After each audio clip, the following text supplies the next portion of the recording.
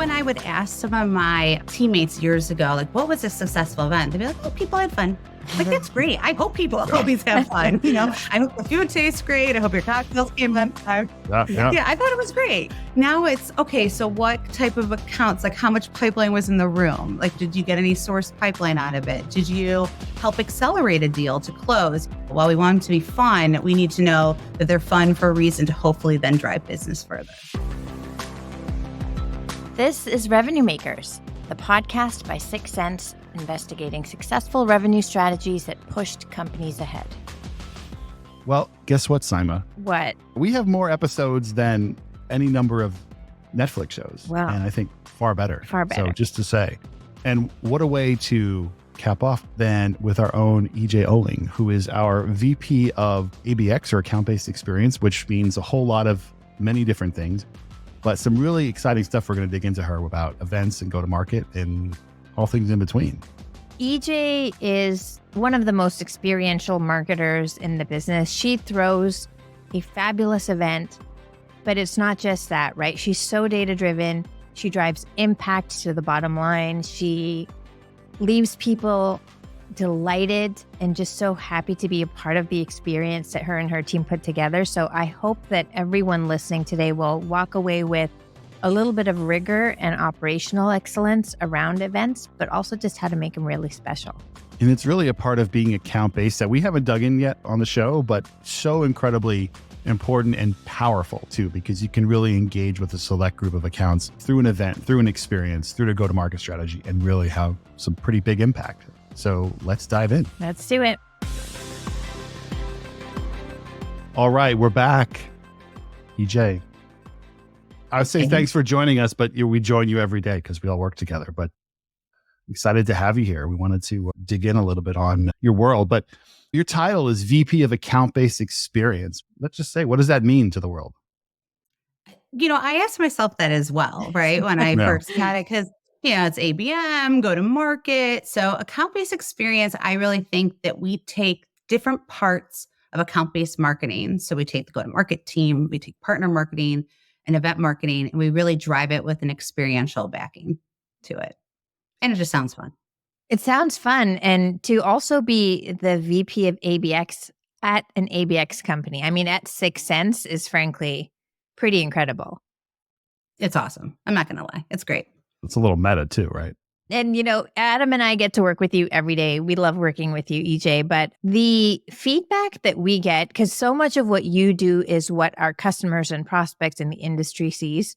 So much of that is just overwhelmingly, oh my God, your team, your events, how do you guys do it? It really is about sweating the small stuff and getting every little detail right. I know that opens up a whole lot of questions, but the experience, I guess, if we even just start with that, how are you trying to curate that? What makes it so special? And it's a really, really important part of the customer journey with us. So we do look at all the details, all the wow. I sit down with my team and I go, okay, let's think crazy. Like, what are the crazy ideas that we want? So take budget out of the mix, take location out of the mix, and let's come up with something really cool and different and fun, and something that people are going to walk away saying to themselves, that was awesome. I want to be part of this. I feel the brand that I'm engaging with. And so we start with these crazy ideas and then we slim them down a bit with when reality hits mostly. But it's really important to us that we feel the culture and the value as being a member and an employee of 6 Sense, and we want to embrace everybody else who joins our space. So you walk in and you feel the warmth and all the passion we've put into the project, that you feel that as a guest with us.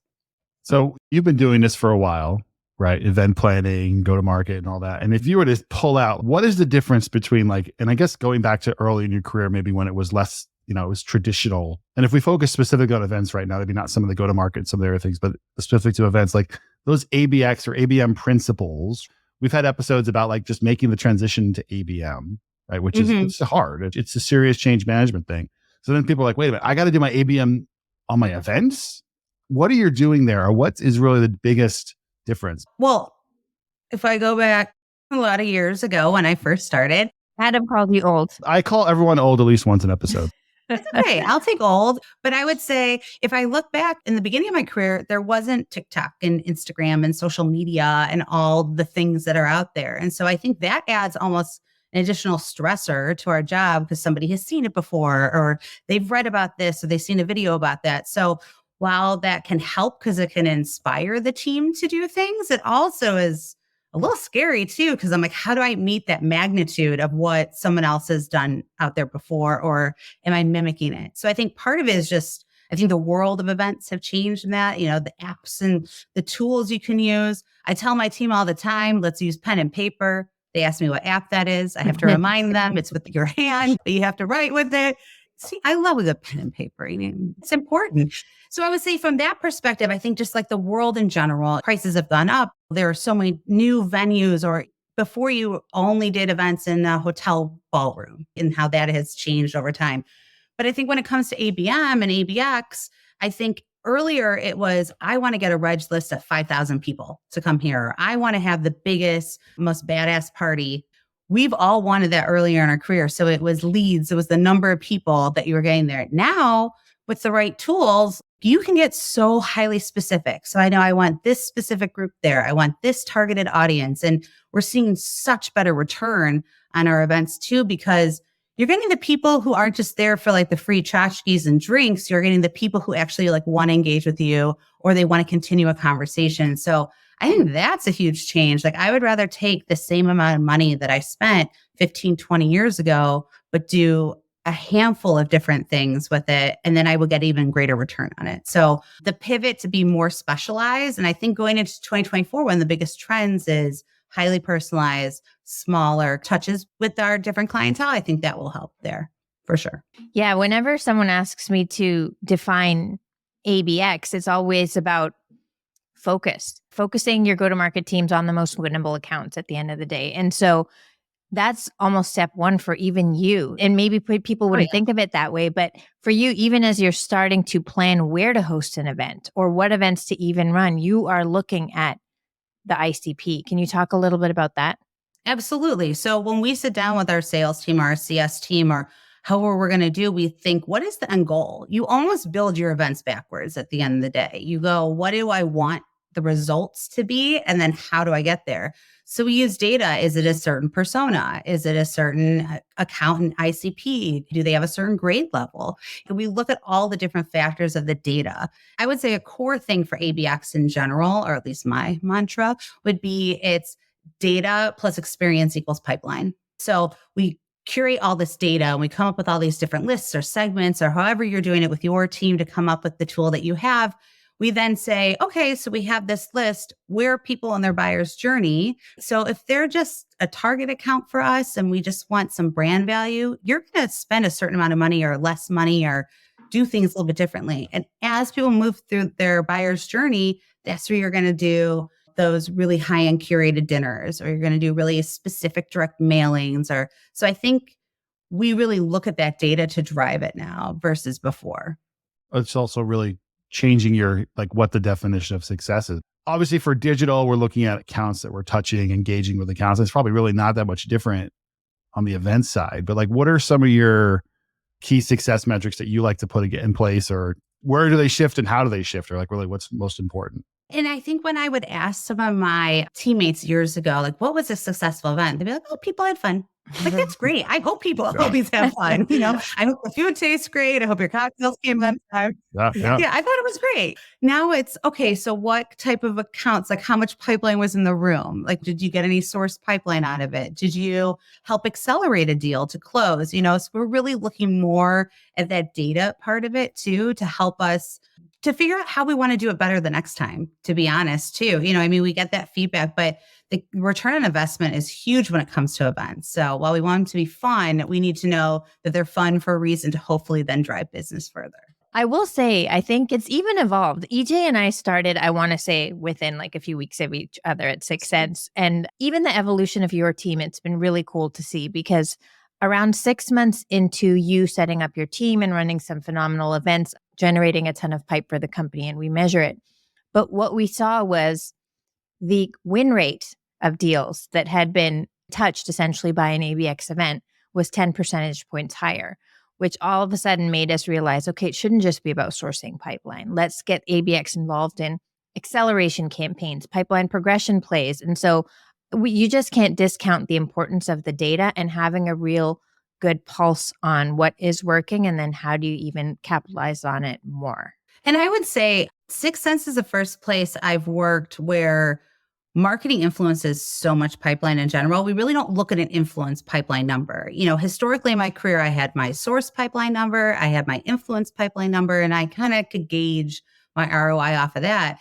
So we had to look at the win rate. I mean, that was like the best noodling assignment I did. We're like, how do we show acceleration or how do we show that influence without having like a real number to go to? And I will say that has also changed our journey. We were working on just new business when I first started. Now we do new business and upsell. We're going to now move into how are we going to help with customer adoption and customer renewals. There's something to be said about having that little extra touch, that little like thoughtful ABM motion, to be perfectly honest, that goes into even with a customer play. Like, how are you increasing the conversation to go a certain way or exposing them to not just like a meeting, but making it more of a one-on-one personalized thing for them. So we really take a lot of thought into doing it.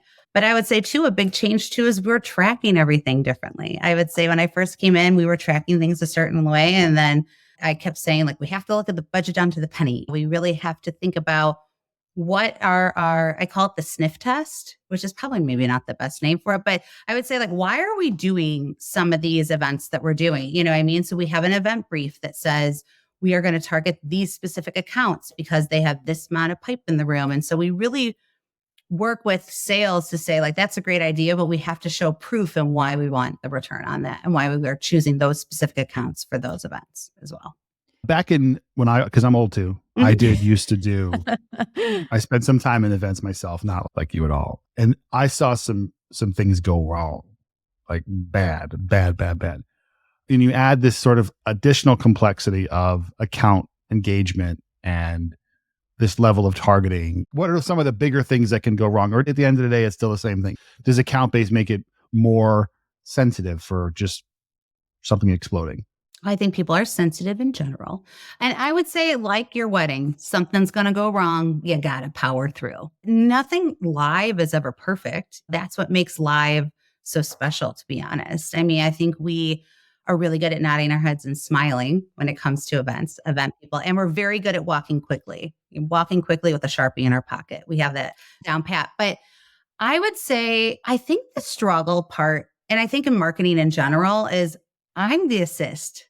Like, I'm helping you get there. I'm just doing the assist. And I think sometimes it's really hard where you put all this thought into it and you've curated this really cool event or this experience, whatever. And then people show up to it, but maybe it doesn't turn into the source pipeline right away, or it doesn't move through the funnel that you want it to. And this is why I'm not a seller. Like, I couldn't deal with that type of madness. I have other madness I'll deal with, but I think that's the hard part with events is we can set you up for success, but I can't close the deal for you and I can't move them through. And I think that's the biggest challenge is we really look at them to be targeted, but then sometimes budgets get cut, things like happen, life happens, and like that's no control over it.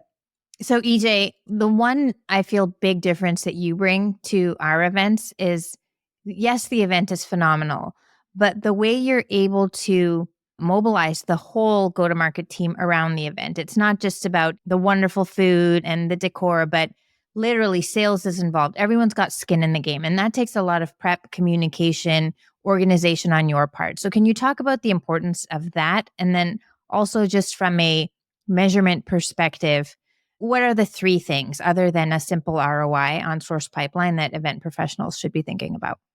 Well, that's a good question. So you have to have skin in the game to want to be part of it. I mean, that's the huge part of it. I would say the way that my team works is we look at ourselves almost like the nucleus, like in marketing. I would say if you even just start in marketing. So we're coming up with the idea. We ultimately know that we're going to do an event or a program. But then the next step is, how do we make it a program? How do we almost make it an integrated campaign? So where's the digital play in it? Where does content come into play? Where do we work with our BDRs to drive the outreach or enablement? We really take a lot of time building out an enablement plan. And then part of it is we have a meeting quota. So I would say one of the big things about events is you just can't just trust the ROI either. So we have a big meeting quota for most of the events that we do. So we say we want X amount of pipeline. We look at the conversion rates and the average deal prices. We look at how many meetings we need to have to get to that number. And so that's where sales gets into the game. CS, we want to do either a customer retention play or a customer appreciation part of it. We bring in CS as well. And so we really want everyone to feel like they're part of it as well. And I think for me, making things programs. I don't say that we just do events anymore. I actually say that we do activations. Yeah. We do experiences. So how do we take it more from just doing, we're going to this trade show to, I've built out a week-long program to then hit new business, hit upsells, do some, appreciation and build it into one thing at one place. There we're going to get the better return. Then continue the conversation. So I would say the next part of it is, so I think meetings are a really important part of events. So how are you going to get that meeting that's that one-on-one, one-to-few, meetings with an executive, meeting with a SME, how to either get people from top of funnel, so they're getting interest in the company, or you're helping accelerate. So you have that top and bottom of it. I would say it's also about measuring success for what are the different types of things that you could do too. Like, I think that's also part of it is you don't always have to do dinners. You don't always have to do webinars. I think you can always change up the scope of the different things that you want to do. And that's okay. There's a big difference between a virtual event and an educational webinar. So using the tools that you have in your toolkit and find those different ways to drive success. The last part is teamwork and fun. It is so important that you find the way that your team works together. It takes a lot of ingredients to make a soup. I tell my team that all the time. So you got to find people with different personalities and different strengths. I've said to Adam's team before, what's something you've never done before that you want to try for this event? We're going to do like a Forrester Summit's coming up. I'm like, is there something from the digital team that you've never tried that you've seen that's going to be awesome? Let's bring it in and noodle on it and see if we can make it work. Is my team finding a way to, because on, TikTok or Instagram, are they seeing something? How do we uplift an event we're going to do? Swag, what's the cool thing that's out there? I'm not that cool, but I will look for cool things that are out there, Come on now, you're cool. You're cool. I try. My kids won't say so, but I think I'm cool. But what I mean? So I think it's finding all those different things and all that together then makes a really good program. And I also don't think you can do the same thing twice. Let's use Breakthrough for an example. The way I did Breakthrough when I first started to the way we did Breakthrough this year, totally different. Same program, just different. So you got to judge a little bit. I like a good judge. Yeah. So Breakthrough, for those who don't know, Breakthrough is the Sixth Sense customer conference that we have every year. Now it will be in its 6th year, I think, this year, which actually that was a really good hint to what I wanted to, because you said a word that was near and dear to my heart, which was content. Oh, I thought you were going to say judge. Well, judge, I do like to judge. You like a good judge. Sorry, can I just say, while we are talking about judge, Adam Kaiser is wearing a Blake Shelton version of some new shirt today. So it's Land's End Blake Shelton collection, which I just like to say I would never buy a Land's End Blake Shelton collection shirt. My wife purchases for me. He's feeling himself, is what I'm saying. And apparently she's now Gwen Stefani, because that's what happens. That's what happened. So check it out on the video version of the podcast if you haven't. Yes. And perhaps we will get a small commission from Land's End for that purchase. Back to content. Yes. So just as an example, right, of content. So I can think of an event series that Simon was involved with that was 10 or 15 execs in a room, dinner, a really nice restaurant. But even in that small environment, content was key, right? How do you think about developing content, whether it's for, like we talk about a Breakthrough conference, which has, 70, 80 different sessions versus an intimate dinner where it's probably more important, frankly, because it's such a small group. Talk a little about that, because I think that's huge. And I think I've been to a lot of events where it's like, hey, the event, it's really good. Food was pretty good. And it was like, oh, but what else? And it just kind of was like, we're just sort of sitting there staring at each other. I mean, Sima could attest to this too. How many different iterations of that content did we make for that event too? I mean, especially if you're doing like a roadshow or a series, it's all kind of like the first one's a guinea pig and then you're going to move things around. I mean, I think that's okay when it comes to content. Your content needs to be based on the persona in the room. That's a really easy one right there. And then also, how much content is too much content and how much content's not enough. So it's a game of how do you get people to be engaged and be part of it, but without boring them to death? Or how do you get people to sit and listen to you without feeling sold to, because people don't necessarily want to be sold to. I would actually pivot from Sima's dinner and actually talk about our six sensory supper, because I think that's actually a unique way that we sell without selling. So our six sensory supper, Ami, who's our evangelist, he kind of came up with this crazy idea. And I was like, let's do crazy. I love crazy. So let's do it. And ultimately, it's using the six senses because we believe there's six of them. And our buying stages collaborates and puts them together. And it's a really interesting notion of getting people to have a really cool moment and really learn about sixth sense without realizing they're being taught about sixth sense. And so I don't want to get too much away for those who haven't attended it before, but it's really unique. And we always are trying to find a way to drive content. I would actually, to continue on to that, Adam, is our follow-up emails. That's somewhere where content has really changed, I would say, over the past year as well. Who wants to get a sorry we missed you email? Like, no one. I told my team, like, they're dead to me. We can't do them anymore because we do so many different things that maybe they saw us at the booth and then didn't come to dinner. And now we got a sorry I missed you. And it's just, I can't.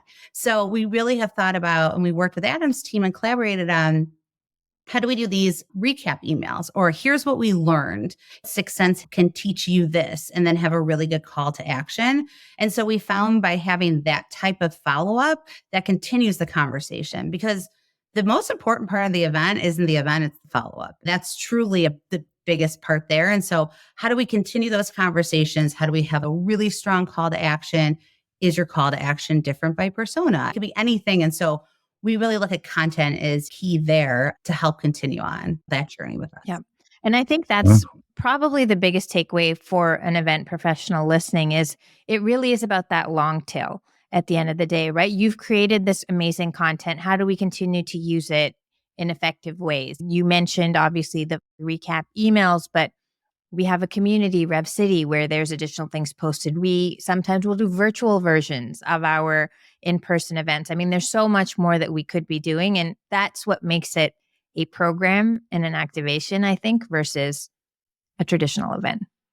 And we try it first too. You know, a lot of people say we drink our own champagne.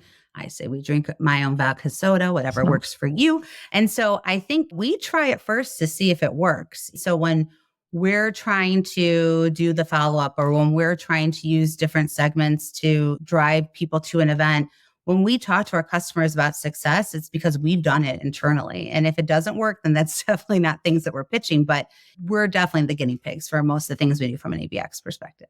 Yeah.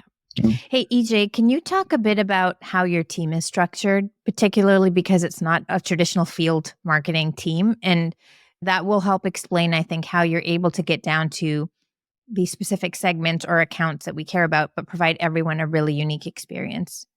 Absolutely. So specifically in the US, we have events marketing. So that would be venues, logistics, brand, look and feel, experience.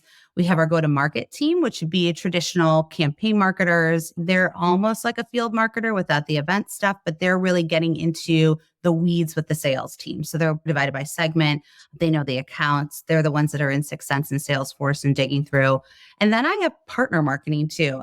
I love a good partner marketing. That's like, it has a very special place in my heart. I love it. And so finding a way to work with not only doing partner campaigns, but also finding ways to connect our partners within the go-to-market campaign or the events team that we have.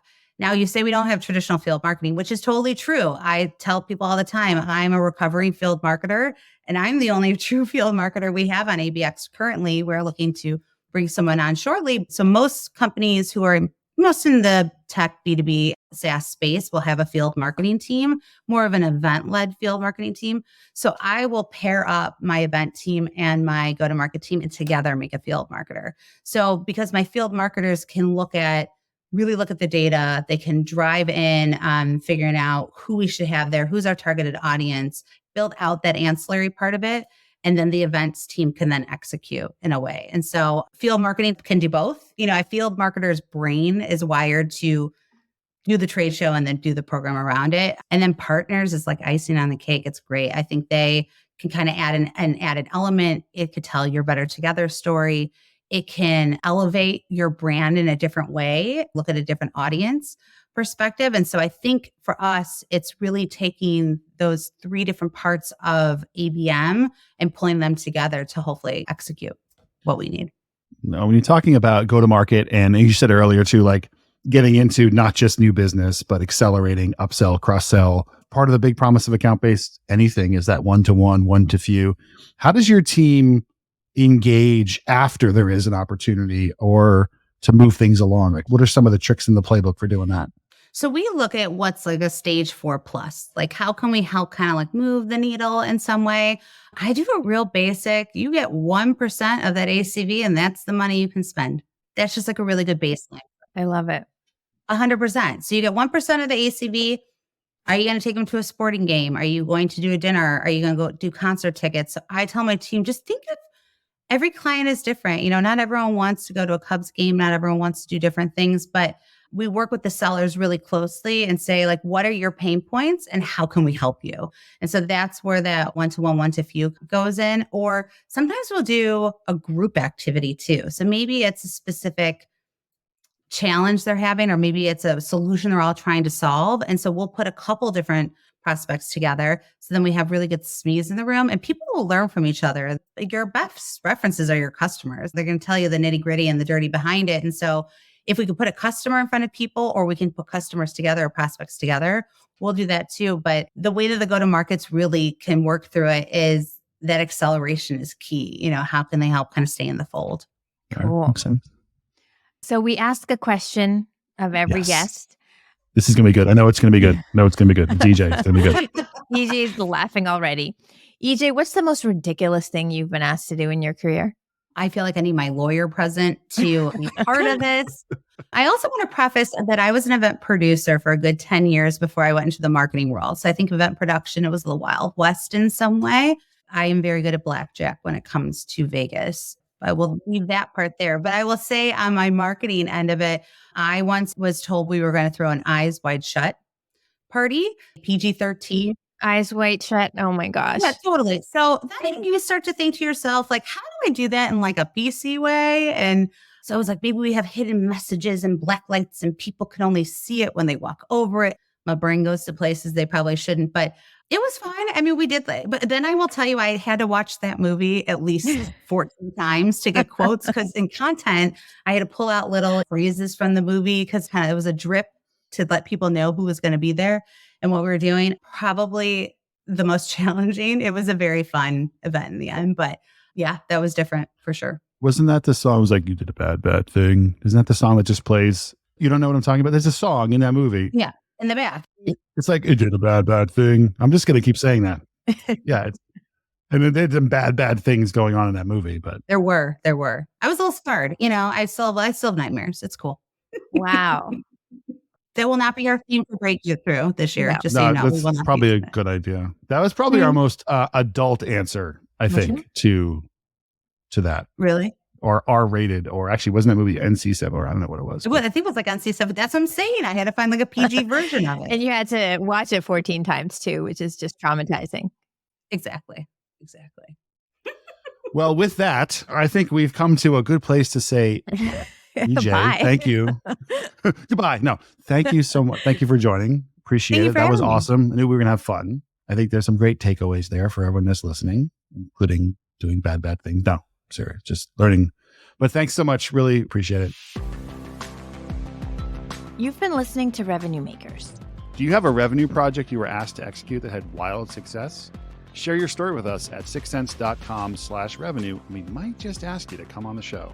And if you don't want to miss the next episode, be sure to follow along on your favorite podcast app.